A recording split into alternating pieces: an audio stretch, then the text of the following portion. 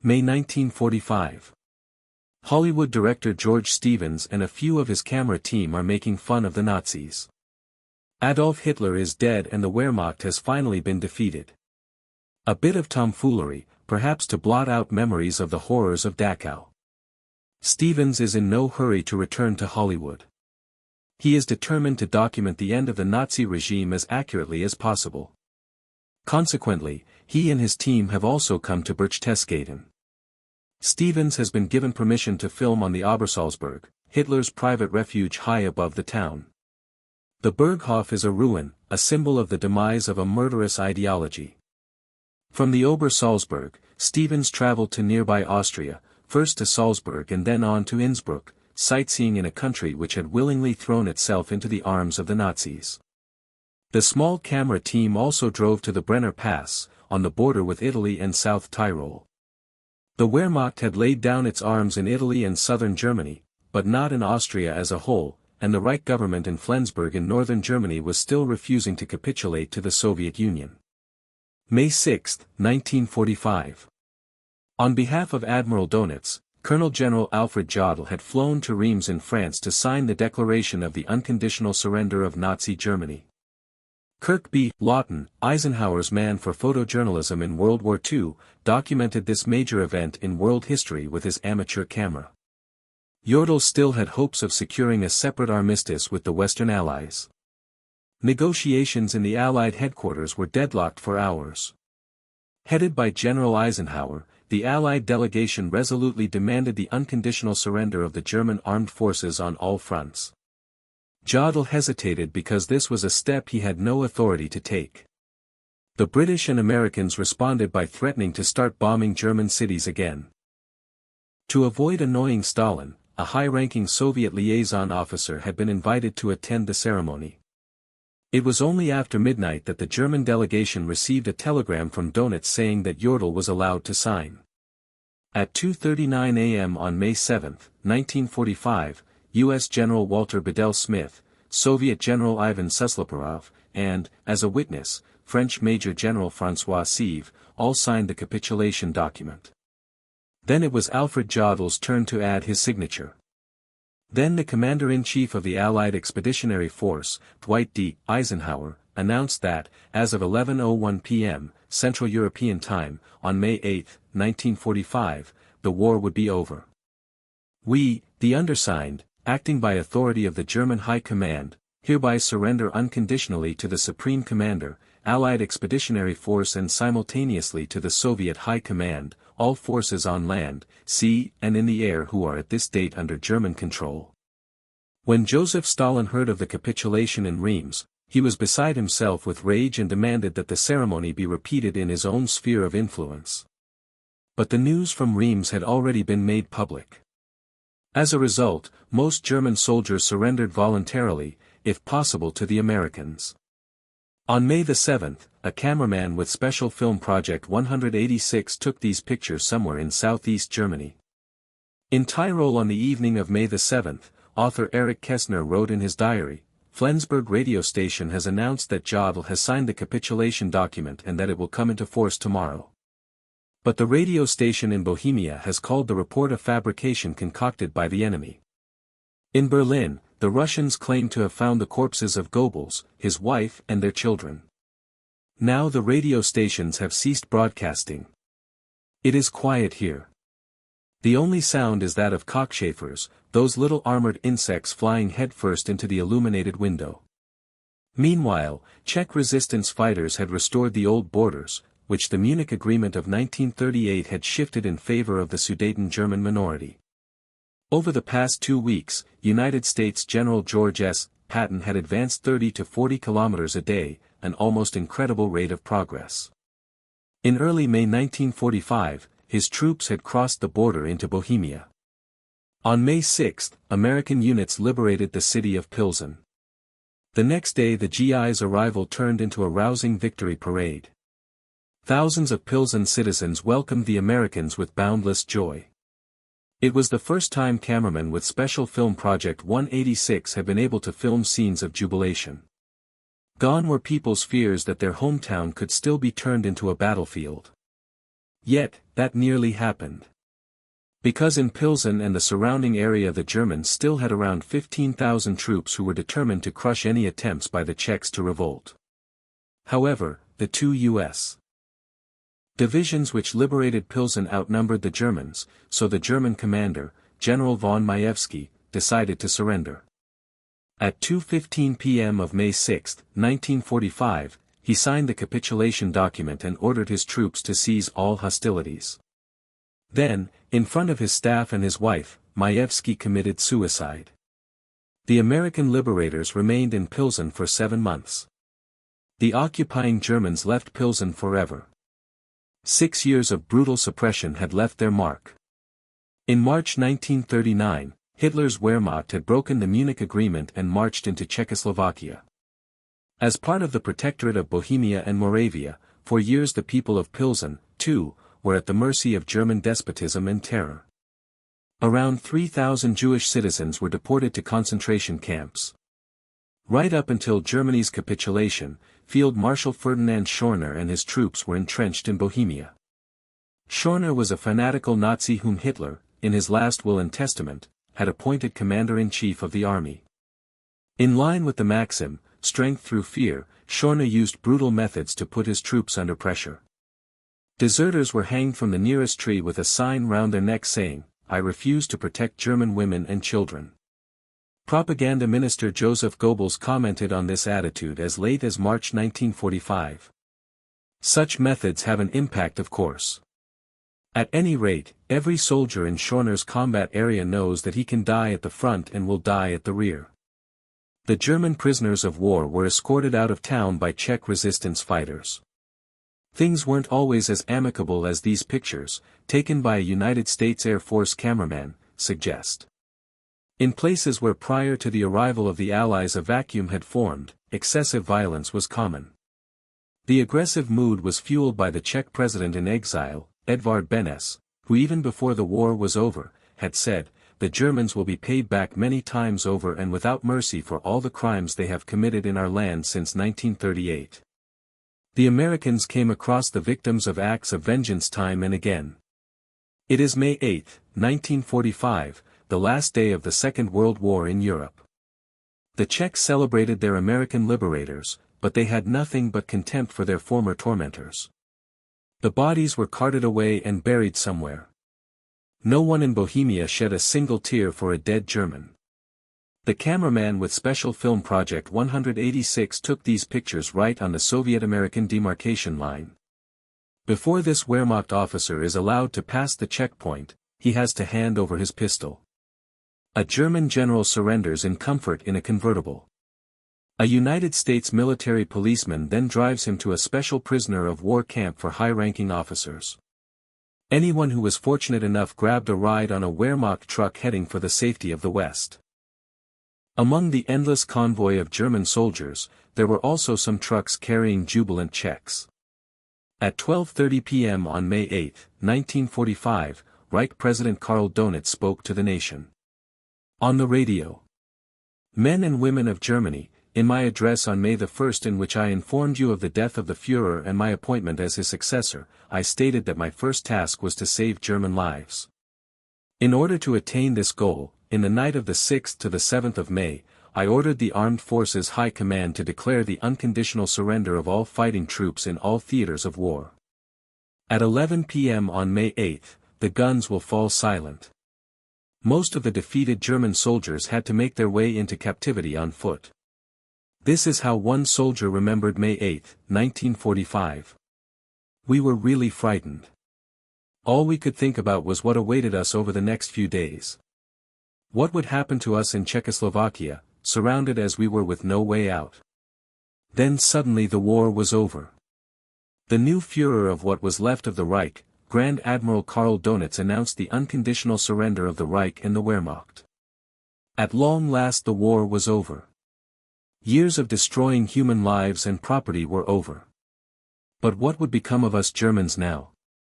My life had been preserved, but how would I be able to shape it? Would there be any real possibilities open to me? On May 8, United States President Harry S. Truman addressed his nation on the radio. This is a solemn but a glorious hour. Our rejoicing is sobered and subdued by a supreme consciousness of the terrible price we have paid to rid the world of Hitler and his evil bow. The rats were leaving the sinking ship. On May 8, 1945, in Kitzingen near Würzburg, a German war hero allowed himself to be filmed by a cameraman with Special Film Project 186. Together with his squadron, fighter and bomber pilot Hans Ulrich Rudel had flown out of Bohemia to surrender to the Americans. Rudel was the only member of the German armed forces to be awarded the Knight's Cross with golden oak leaves, swords and diamonds. He was also a fanatical Nazi. In March 1945, while still in a military hospital after being seriously wounded by Soviet anti-aircraft fire, Rudel appeared on Joseph Goebbels' weekly propaganda newsreel, exhorting the Germans to stand firm. This time it is not about personal sacrifices. We all need to grit our teeth and willingly accept these sacrifices, and in the end, this nation of ours, which up to now has fought so courageously and has indeed gritted its teeth, will achieve final victory. Rudel presented himself to his American hosts as a cultivated individual who, as a soldier, had merely been doing his duty. Rudel spent nearly a year in American captivity. After he was released, he first set up a haulage company. But in 1948, he fled via the Ratland to South America. Among the endless convoy of German soldiers, there were also some trucks carrying jubilant Czechs. At 12:30 p.m. on May 8, 1945, Reich President Karl Donitz spoke to the nation. On the radio. Men and women of Germany, in my address on May 1 in which I informed you of the death of the Führer and my appointment as his successor, I stated that my first task was to save German lives. In order to attain this goal, in the night of the 6th to the 7th of May, I ordered the Armed Forces High Command to declare the unconditional surrender of all fighting troops in all theaters of war. At 11 p.m. on May 8, the guns will fall silent. Most of the defeated German soldiers had to make their way into captivity on foot. This is how one soldier remembered May 8, 1945. We were really frightened. All we could think about was what awaited us over the next few days. What would happen to us in Czechoslovakia, surrounded as we were with no way out? Then suddenly the war was over. The new Führer of what was left of the Reich, Grand Admiral Karl Donitz, announced the unconditional surrender of the Reich and the Wehrmacht. At long last the war was over. Years of destroying human lives and property were over. But what would become of us Germans now? My life had been preserved, but how would I be able to shape it? Would there be any real possibilities open to me? On May 8, United States President Harry S. Truman addressed his nation on the radio. This is a solemn but a glorious hour. Our rejoicing is sobered and subdued by a supreme consciousness of the terrible price we have paid to rid the world of Hitler and his evil bow. The rats were leaving the sinking ship. On May 8, 1945, in Kitzingen near Würzburg, a German war hero allowed himself to be filmed by a cameraman with Special Film Project 186. Together with his squadron, fighter and bomber pilot Hans Ulrich Rudel had flown out of Bohemia to surrender to the Americans. Rudel was the only member of the German armed forces to be awarded the Knight's Cross with golden oak leaves, swords and diamonds. He was also a fanatical Nazi. In March 1945, while still in a military hospital after being seriously wounded by Soviet anti-aircraft fire, Rudel appeared on Joseph Goebbels' weekly propaganda newsreel, exhorting the Germans to stand firm. This time it is not about personal sacrifices. We all need to grit our teeth and willingly accept these sacrifices, and in the end, this nation of ours, which up to now has fought so courageously and has indeed gritted its teeth, will achieve final victory. Rudel presented himself to his American hosts as a cultivated individual who, as a soldier, had merely been doing his duty. Rudel spent nearly a year in American captivity. After he was released, he first set up a haulage company. But in 1948, he fled via the Ratland to South America. In Argentina, Rudel set up a relief organization for Nazi war criminals and maintained close contact with fascists from Italy and Croatia who were being searched for worldwide. Rudel ended the war as an amputee but still firmly convinced that National Socialism had been a good idea. In this respect he was totally in agreement with Lieutenant General Adolf Galland, who, like Rudel, was a highly decorated fighter pilot. After his release from American captivity, Galland also went to Argentina, where he acted as advisor to President Juan Perón's Air Force. When Perón was ousted from power, Adolf Galland returned to Germany, while Hans Ulrich Rudel served the dictators of Paraguay and Chile. In Chile, he occasionally resided in the notorious colonial Dignidad torture commune. For the rest of his life, Rudel maintained close contact with the neo-Nazi scene in Germany. The funeral of the Nazi war hero in 1982 turned into a macabre showpiece. Old comrades bade farewell with the Hitler salute, German Air Force jets made a low-level pass over the cemetery, and the mourners sang all three verses of the German national anthem. In London on May 8, people gathered in the streets to celebrate the end of the Second World War in Europe. In his memoirs, British Prime Minister Winston Churchill wrote, "The unconditional surrender of our enemies was the signal for the greatest outburst of joy in the history of mankind." The Second World War had indeed been fought to the bitter end in Europe. The vanquished as well as the victors felt inexpressible relief. Weary and worn, impoverished but undaunted, and now triumphant, we had a moment that was sublime. We thanked God for the greatest of his blessings, the feeling that we had done our duty. On May 8, Churchill insisted on giving the victory in Europe broadcast himself. It was almost 5 years to the day. On May 10, 1940, he had assumed leadership of a national coalition government in Britain's darkest hour. Following defeat in France and the retreat from Dunkirk, Churchill predicted that the war against Nazi Germany would cost his people blood, sweat and tears. His contempt for Hitler knew no bounds. Consequently, V-Day was the biggest triumph of his life. As Churchill drove through London, the crowds cheered him, but barely 2 months later, he suffered a bitter defeat at the hands of the British electorate. It cost Churchill the office of Prime Minister. Walking behind the Sergeant-at-Arms, who is bearing the ceremonial mace of the House of Commons, Speaker Douglas Clifton heads for Westminster Abbey, followed by the Prime Minister and His Majesty's government. In the Abbey, the congregation sang the hymn of thanksgiving written by Isaac Watts in 1708. O God, our help in ages past, our hope for years to come, our shelter from the stormy blast, and our eternal home. The first to leave the Abbey after the service was the royal family. King George VI and Queen Elizabeth, and their daughters, Princesses Elizabeth and Margaret. Plans had been put forward for the royal family to be evacuated to Canada. But first and foremost it was the Queen who totally rejected the idea. "The children won't go without me.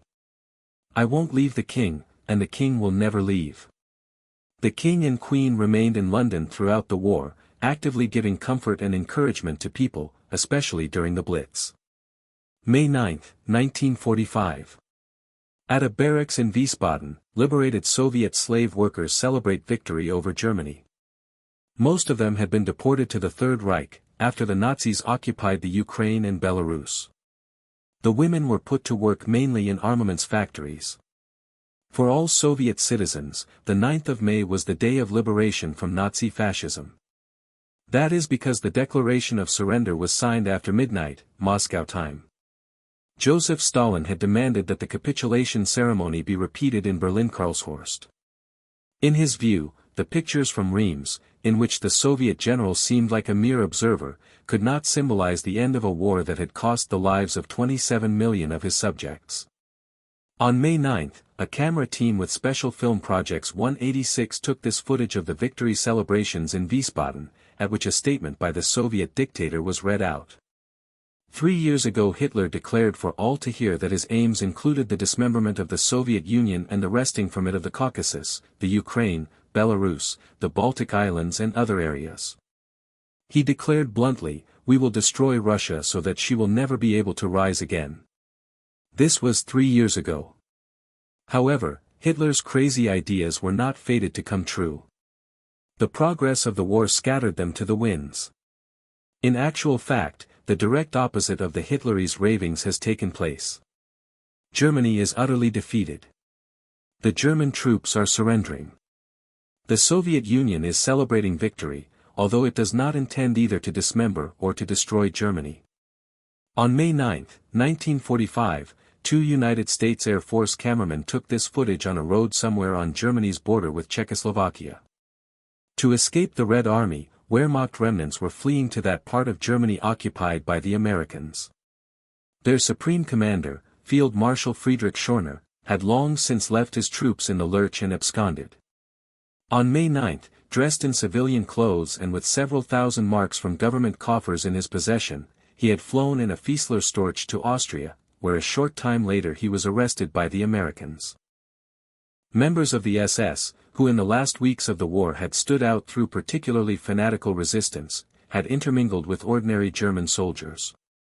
Heinrich Himmler's henchmen obviously felt safe in the midst of a stream of soldiers, nurses and civilian employees flooding back to Germany.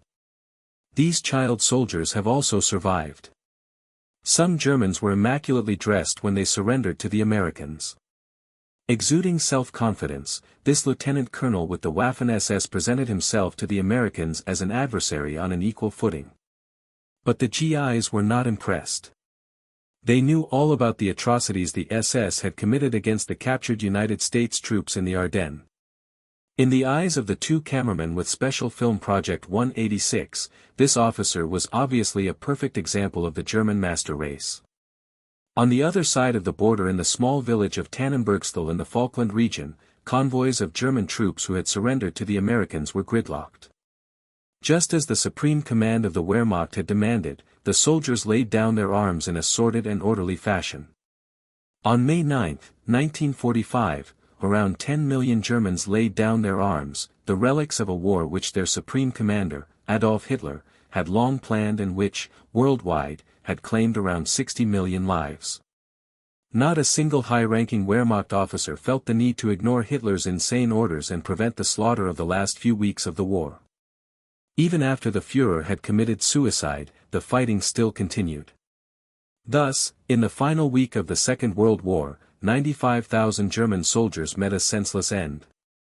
In the chaos of unconditional surrender, many an ordinary soldier tried to abscond unrecognized.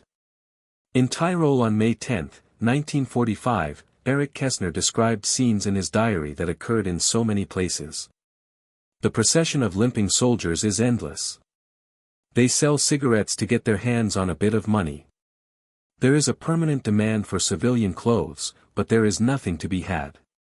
Wardrobes are empty. A neighbor was given 450 cigarettes for an old pair of trousers.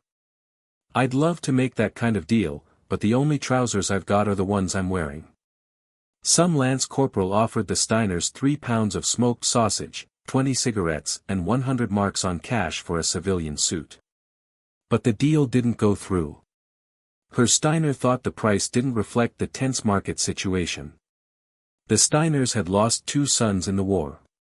When a bystander pointed out that their suits could be sold, the mood turned ugly, but the old man swallowed his anger and slammed the door. May 14, 1945. A week after Nazi Germany's unconditional surrender, a camera team with Special Film Project 186 was filming in Augsburg. By now, people here, too, had resigned themselves to the fact that the Nazi Reich was gone and were coming to terms with their new masters. The city had surrendered peacefully to the Americans on April 28, 1945. The people of Augsburg were relieved that the war had come to an end in their city without bloodshed. One inhabitant remembered later, "You had this double feeling of being defeated yet at the same time liberated. Defeat had to come. You could almost touch it. But only very slowly did we realize what being liberated really meant." In an entry in her diary on May 8, 1945, another inhabitant of Augsburg wrote, "What a beautiful day. Nature is fresh and young. The sun is shining and the sky is blue. You would think that a day like this would be full of jubilation and sound, that people would be laughing and weeping for joy, and that the bells would be ringing, because today the word peace is on everyone's lips. Peace in our land. Something we almost dreamt of for 6 long years at war." The people of Augsburg were going to work or taking a walk as if there had never been any enthusiasm for Hitler or any war crimes. But the victors had their doubts about the seemingly unpolitical attitude of the Germans. They asked awkward questions. Who had been a member of the Nazi Party? Who had stood by as Hitler's crimes were committed? And who bore personal guilt? General Eisenhower's Proclamation No. 1 stated, "We come as conquerors but not as oppressors. We shall obliterate Nazism and German militarism. We shall overthrow the Nazi rule, dissolve the Nazi Party, and abolish the cruel, oppressive and discriminatory laws and institutions which the party has created." The Americans had precise ideas on how the Germans were to organize their future. The United States occupying forces came with well-prepared plans for the structure of administrative bodies, political parties, and cultural life in this new freedom, with everything based on the model of Western democracies. At first, many Germans had their doubts about this concept. People preferred to focus more on their everyday lives than on reappraising their country's Nazi past. Many suppressed the guilt issue. Ultimately, hundreds of thousands of denazification tribunals took place. The aim was to determine whether the person summoned was to be classified as a major offender. Offender? Lesser offender? Follower or exonerated person? Roughly two-thirds of those interrogated were classified as followers or were exonerated. At the end of the war, the victors focused first and foremost on the ruling elite of the Third Reich. In Augsburg on May 14, 1945, the United States Air Force team also took this footage of the most important representative of the Nazi regime who was still alive. Hermann Göring, here the 52-year-old, approaches the camera with a smile on his face. The dazzling Reichsmarschall had long been Hitler's deputy, but just before the end of the war, the Nazi leader had removed Göring from all his positions. Firmly convinced that he would become the Führer's successor, Göring had surrendered to the Americans and been taken to the United States Interrogation Center in Augsburg. After his arrest, Göring is said to have claimed that war was like a football match. At the end, the loser shakes the winner's hand and all is forgotten. With charm and cunning, the prominent prisoner obviously wanted to evade responsibility. Following an improvised press conference, author Klaus Mann, who was working in defeated Germany as an American reporter, had this to say about Göring: "You can't even say that he looked particularly unsympathetic. Rather the opposite, in fact. Admittedly, his face did display a certain brutality.